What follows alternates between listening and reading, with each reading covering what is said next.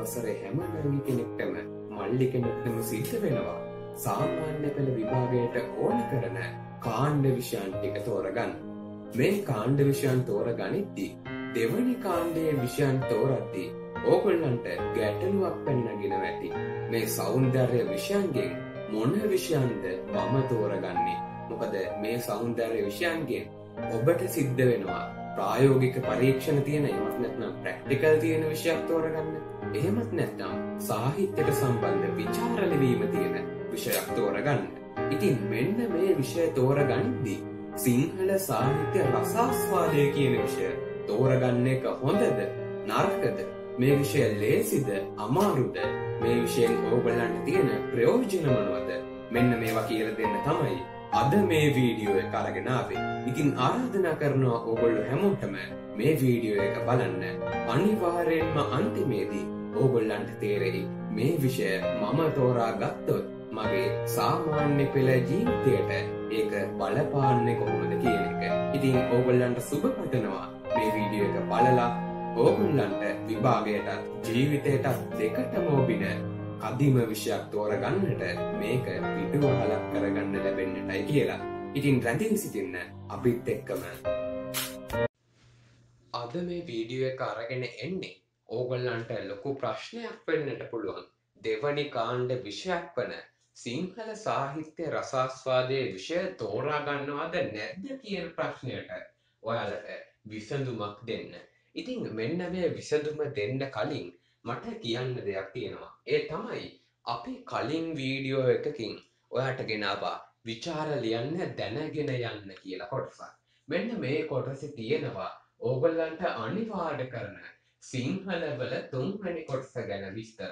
ඉතින් මම කියන්නේ අන්න ඒ කොටස ඔයා ගිහිල්ලා බලලා එන්න. ඒකට පහළ ඩිස්ක්‍රිප්ෂන් බොක්ස් එකේ තියෙන ලින්ක් එක පාවිච්චි කරන්න. ඒක බලලා ඉවර වෙලා ඔයා මේ වීඩියෝ එක බලන්න. එතකොට ඔයාට අනිවාර්ය කරන විෂය ගැන ලොකු අවබෝධයක් තියෙයි. ඉතින් ඒ අවබෝධයත් එක්ක ඔයා මේ වීඩියෝ එක බලපුවහම ඔයාට තේරෙයි මේ විෂය තෝරගන්න එකේ තියෙන වටිනාකම. සිංහල සාහිත්‍ය රසාස්වාදයේ විෂය තෝරගත්තොත් ඔයාට ලැබෙන පළවෙනි වාසිය තමයි අච්චු පොතක් ලැබීම. මොකද්ද මේ අච්චු පොතක් ලැබීමෙන් තියෙන වාසිය? අනේ අපි හැමදාම අච්චුපත ඉස්කෝලේ උස්සගෙන යන්නත් එපා අච්චුපතක් හම්බුනහම. ඔයාට හිතෙනවා ඇති අන්න ඒ විදිහට. හැබැයි ඇත්තටම අච්චුපතක් ලැබෙනවා කියන්නේ ලොකු වාසියක්. ඒකට හේතුව මම මේ විදිහට පැහැදිලි කරන්නම්.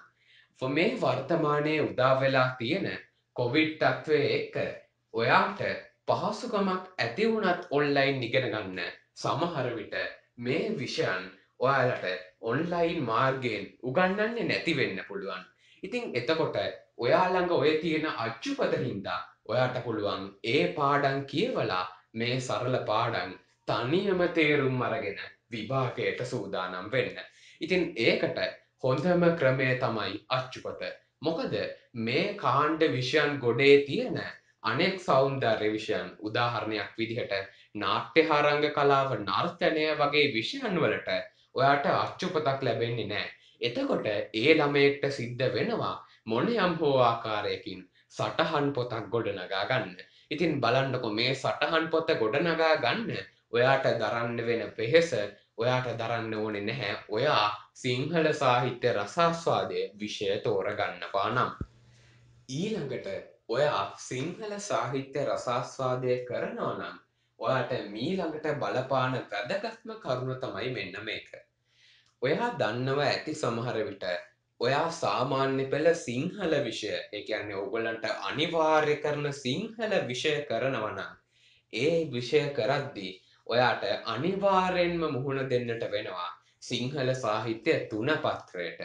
මේ තුනපත්‍රයේ තියෙන්නේ විචාර ලිවීම, යම්කිසි සාහිත්‍ය පාඩම් වලින් අහන කෙටි ප්‍රශ්න වලට පිළිතුරු ලිවීම වගේ දේවල්. ඉතින් මෙන්න මේ වෙනුවෙන් ඔයාට හම්බ වෙනවා පාඩම් 16ක් තියෙන පොතක්. මේ පාඩම් 16 ඔයාලට තියෙන්නේ කෙටි කතා, ජාතක කතා, නවකතාවල කොටස්, පද්‍ය රචනා, අන්න ඒ වගේ දේවල් රස විඳලා ඒවෙන් අහන ප්‍රශ්න වලට, විචාර වලට පිළිතුරු ලියන්න. මෙන්න මේ පොතට ගොඩාක් සමාන පොතක් තමයි ඕගොල්ලන්ට මේ තෝරගන්න කියන සිංහල සාහිත්‍ය රසාස්වාදය කියන විෂයට ලැබෙන්නේ. මේ පොතේ තියෙන්නේ පාඩම් 20ක්. ඔයාලට මතක ඇති කලින් පොතේ පාඩම් 16ක් තිබ්බා. ඒ වගේම පාඩම් 20ක් තමයි මේ දෙවනි කාණ්ඩ විෂයේදී තියෙන්නේ. ඉතින් ඔන්න ඔතනදී ඔයාලට මෙන්න මේ විදිහට මේ පොත් දෙකේ තියෙන සමානකම් මම කිව්වොත් එහෙම ඔයාලට අනිවාර්ය කරන සිංහල පොතේදී පළවෙනි පාඩම තියෙන්නේ උම්මග්ග ජාතක කතාව ඇසුරින්.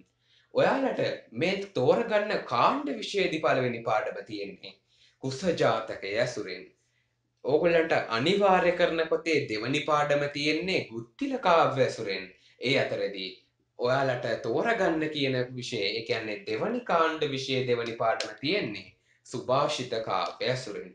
ඉතින් ඒ අතරේ ගියාම මේ පාඩමේ හැම පොත් දෙකේම තියෙනවා රත්නශ්‍රී විජේසිංහ මහත්මයාගේ කවි පන්තිය ගානේ, ඒ වගේම එස් මහින්ද හිමියන්ගේ කවි පන්තිය ගානේ, ඒ වගේම තවත් විශේෂ ඒ වගේම එක සමාන විදිහට යන කවිපන්ති, මේ වගේ දේවල් ගොඩක් මේ පොත් දෙකේ ඇතුළත් වෙලා තියෙනවා. ඉතින් ඒක හින්දා මම කියන්නේ මේ ඔයාලා කොහොමටත් වෙහෙස මහන්සි වෙන අනිවාර්ය සිංහල විෂය වගේම අර විෂයත් ඕගොල්ලන්ට එක විෂයකට එන මහන්සියෙන් තවත් විෂයකට ඉබේම සූදානම් වීමක් සිද්ධ වෙනවා. ඔයා සිංහල සාහිත්‍ය දෙවනි කොටස සිංහල සාහිත්‍ය රසාස්වාදය කියන විෂය තෝරගන්නවා නම් ඒකට හේතුව තමයි ඔයා විචාර ලියන්න කොහොමටත් පුරුදු වෙන්න ඕනේ මෙන්න මේ ඔයා අනිවාර්ය විෂය කරන හින්දා. ඒ අතරදී ඔයාට අනිත් පොතෙන් එන විචාර ටික ලියන්නත් ඉබේම හුරුවක් ලැබෙනවා. අනිත් එක මේ පොත් දෙකේම තියෙන්නේ එක සමාන පාඩම්. ඒක හින්දා ඔයාට කොහොමටත් එක විෂයකට සූදානම් වෙද්දී අනිත් විෂයටත් සූදානමක් ලැබෙනවා. විචාර ලියන එක අමාරුද? විචාර ලියන එක අමාරුයි කියලා හිතන ගොඩක් ළමයි සිංහල සාහිත්‍ය රසාස්වාදයේ විෂය කරන්නේ නැතුව වෙනත් විෂයකට යොමු වෙනවා. හැබැයි මම ඕගොල්ලන්ට මෙන්න මෙහෙම යෝජනාවක් කරනවා.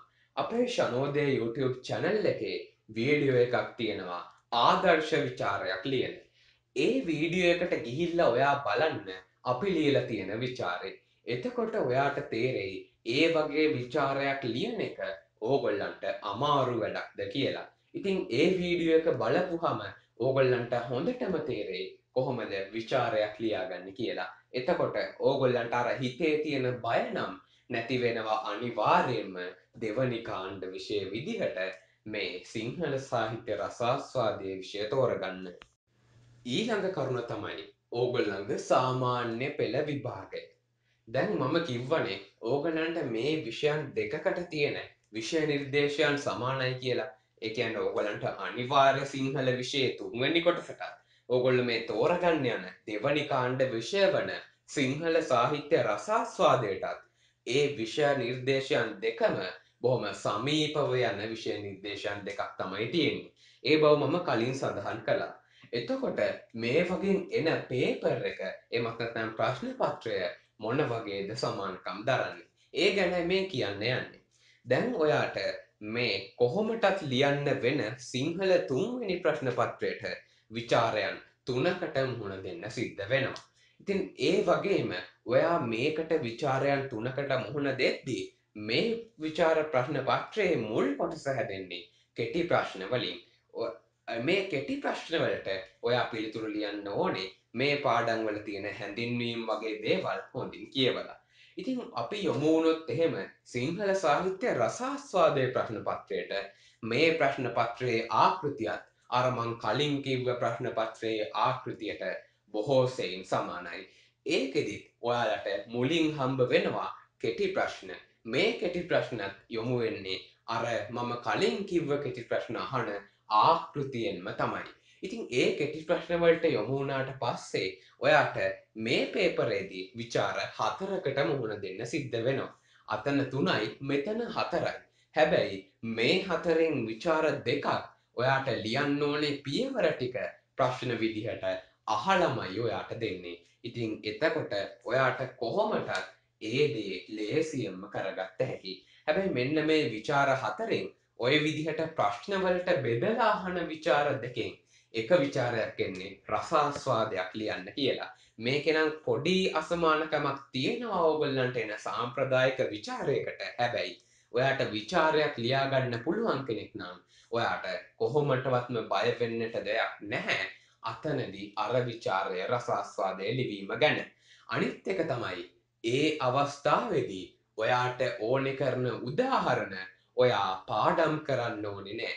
ඒ උදාහරණ ඔයාට පේපර් එකේම ප්‍රශ්න පත්‍රයෙන්ම සපයලා තියෙනවා. බලන්න ඒක කොච්චර ලොකු වාසියක්ද ඔයාට ඒ ප්‍රශ්නේ ලියද්දී. ඉතින් ඔන්න ඔය වගේ වාසියකුත් අපිට මේ දෙවනි කාණ්ඩ විෂය තුල දකින්නට පුළුවන්. ඔයාලා මේ දෙවනි කාණ්ඩ විෂයක් වන සිංහල සාහිත්‍ය රසාස්වාදය තෝරගන්නවා නම් ඔයාට තියෙන මීළඟ වාසිය තමයි ප්‍රායෝගික පරීක්ෂණය නොමැතිවීම. ඔයාලා දන්නවා ඔයා වෙන සෞන්දර්ය විෂයක් තෝරගන්නවා නම් ඉංග්‍රීසි සාහිත්‍ය විෂය ඇරෙන්නට ඔයාට අනිවාර්යෙන්ම ප්‍රායෝගික පරීක්ෂණයකට මුහුණ දෙන්නට සිද්ධ වෙනවා. මම මේකට උදාහරණයක් කියන්නම්. මේ වර්තමාන කොවිඩ් වසංගත තත්ත්වයක් එක්ක ප්‍රායෝගික පරීක්ෂණයට මුහුණ දීම ලොකු ගැටලුකාරී තත්ත්වයක් බවට පත් වෙලා. හැබැයි ඔයා සිංහල සාහිත්‍ය රසාස්වාදය කරන කෙනෙක් නම් ඔයාට මේ ප්‍රායෝගික පරීක්ෂණයට මුහුණ දෙන්න සිද්ධ වෙන්නේ නැහැ. ඔයාට කෙලින්ම ඔයා ලියන පේපරයට ලැබෙන ලකුණු 100ෙන්ම ඔයාගේ සාමාන්‍ය පෙළ විභාගය අවසන් කරන්නට පුළුවන්. ඉතින් ඒ හින්දා මේක ලොකු වාසියක් වෙලා තියෙනවා මේ විෂය කරන අයට. සිංහල වලට අනිවාර්ය කරන තුන්වැනි කොටස. එහෙමත් නැත්නම් සිංහල සාහිත්‍ය සංග්‍රහය ඕගොල්ලන්ට දාලා තියෙන්නේ ඕගොල්ලන්ගේ විෂය නිර්දේශයට යොදලා තියෙන්නේ ඕගොල්ලන්ගේ රසවින්දනාත්මක හැකියාවන් ඉහළ නංවන්න. ඔයා ප්‍රශ්නයක් දිහා බලන විදිහ වෙනස් කරන්න. ඔයාට මානුෂීය හැඟීම් ඇති කරගන්න. හැබැයි මේ විෂයත් අපේ රටේ යන අධ්‍යාපනික රටාව ටියුෂන් රටාව උපකාරක පන්ති රටාව එක්ක තරමක් වාණිජකරණය වී හමාරයි. හැබැයි ඔයාට මේ හදාරන්නට කියන දෙවනි කාණ්ඩ විෂය සිංහල සාහිත්‍ය රසාස්වාදය විෂයේ ඒ විදිහට වාණිජකරණය වීමක් දක්නට නැහැ. ඔයාට ඒ විෂය නිදහසේ හදාරන්න උපකාරක පන්තිවලින් තොරව හදාරන්නට ලොකු පීඩනයක් නැතුව විවේකීව හදාරන්නට අවස්ථාවක් තවමත් තියෙනවා. ඉතින් ඒ හින්දා ඒකත් මේ විෂය ඔයා තෝරගන්නවා නම් ඒකට ලොකු හයියක් වෙනවා නොඅනුමානයි. අනෙක් කරුණ තමයි ඔයාට පුළුවන් මේ පොතේ තියෙන පාඩම්වල තියෙන කවි, කතන්දර ඒ වගේ දේවල් ඇත්ත ලෝකයේදී රස විඳින්නට. ඒ කියන්නේ මේක හුදෙක්ම ඔයාලා වෙනුවෙන් දෙන විෂය නිර්දේශයක් නෙවෙයි. මේ විෂය නිර්දේශය සකසලා තියෙන්නේ සැබෑ ලෝකයේ එදිනෙදා ලෝකයේ අපිට හමුවන කවි, ගීත, කතන්දර, ජාතක කතා, කෙටි කතා ඔය වගේ දේවල් වලින්. ඉතින් ඔයාට පුළුවන් මේ කෙටි කතා පොත් අරගෙන කියවන්න, මේ කතන්දර පොත් අරගෙන කියවන්න, මේ ගීතවලට, මේ කවිවලට රස විඳින්න, මේ කවි අහන්න.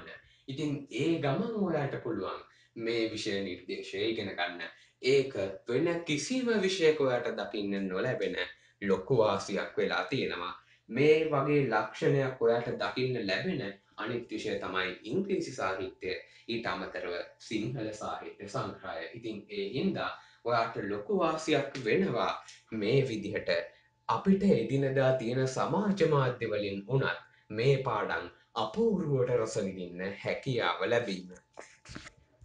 මේ විෂය හදාරනවා නම් ඔයාට බොහොම ලේසියෙන් හදාරන්නට ඔයා තුළ ඇති කරගන්න ඕනේ ගුණධර්ම තමයි ඔයා යම් නිර්මාණයක් රස විඳින්නට සින්දුවක් අහන්න කතාවක් කියවන්න කැමැත්තක් ඇති කරගන්න එක. අනිත් එක ඔයාලට කොහොමටත් අනිවාර්ය කරන සිංහල සාහිත්‍ය සංග්‍රහයේදී ඔයා සූදානම් වෙන විචාර ලිවීම, කෙටි ප්‍රශ්න වලට පිළිතුරු ලිවීම කියන දේවල් වලට ඔයා මෙතනදී අර මහන්සියෙන්ම ඒ මහන්සිය පිටින් යවලා සූදානම් වීම. ඉතින් ඒක ඔයාට අමාරු දෙයක් වෙන්නේ නැහැ. ඒ විදිහ හොඳ සූදානමක් සහ රසවින්දනයට තියෙන කැමැත්තක් ඔයාව අනිවාර්යෙන්ම ඒ සාමාර්ථයකට ගෙනියයි. අවසානයේදී ඔයා කෙලින්ම මගෙන් ඇහුවොත් ඔබ නිර්දේශ කරනවාද දෙවනි කාණ්ඩ විෂය විදිහට සිංහල සාහිත්‍ය රසාස්වාදය තෝරා ගැනීම? මම කියන්නේ ඔව්. මම නිර්දේශ කරනවා.